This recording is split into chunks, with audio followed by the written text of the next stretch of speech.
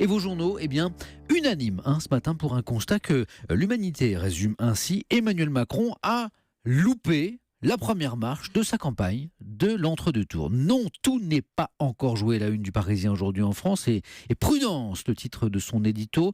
Oui, les victoires ne sont jamais écrites d'avance. Penser le contraire, ce serait faire la même erreur qu'Hillary Clinton face à Trump, que tout le monde donnait perdant, faut-il le rappeler, pendant la campagne. Le Parisien estime que Macron, effectivement, a raté la première marche de sa campagne d'entre-deux-tours avec son discours dimanche soir porte de Versailles qui avait trop tôt des accents de victoire finale, et puis ces images de dîner festif dans une brasserie chic de Montparnasse, prématurée et surtout décalée, écrit le Parisien, par rapport à une France qui venait d'exprimer sa colère et sa soif de changement.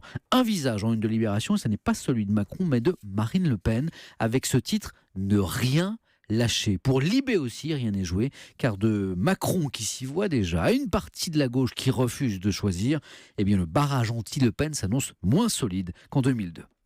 Un petit peu plus loin, Libération dénonce la gloriole avant l'heure du candidat d'En Marche, erreur notamment en vue des législatives, car si lors du second tour de la présidentielle, l'écart entre les deux finalistes n'est pas d'au moins 20 points, Macron ne disposera pas de l'élan nécessaire pour dégager une majorité aux législatives. Son gouvernement serait alors de coalition, ou pire, c'est le rêve d'ailleurs de la droite, de cohabitation.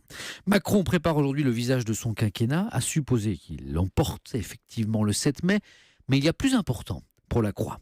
Le premier tour a mis en évidence, écrit le journal ce matin, une fracture entre deux Frances de plus en plus flagrantes. D'un côté, la France des grandes villes, confrontée à la diversité du monde, et de l'autre, une France qui souffre, marquée par la désertification rurale, industrielle aussi. Et pour la Croix, il n'y a pas tâche plus urgente et impérieuse pour le prochain chef de l'État que de réduire cette fracture. Emmanuel Macron doit présenter aux Français d'ici le 7 mai un projet au bénéfice de tous, écrit le journal, encourageant le dynamisme et les initiatives, mais aussi soucieux de l'égalité des chances et protecteur des plus fragiles de ces fractures. Soisic, d'ailleurs, vous allez nous parler, je le sais, dans un instant.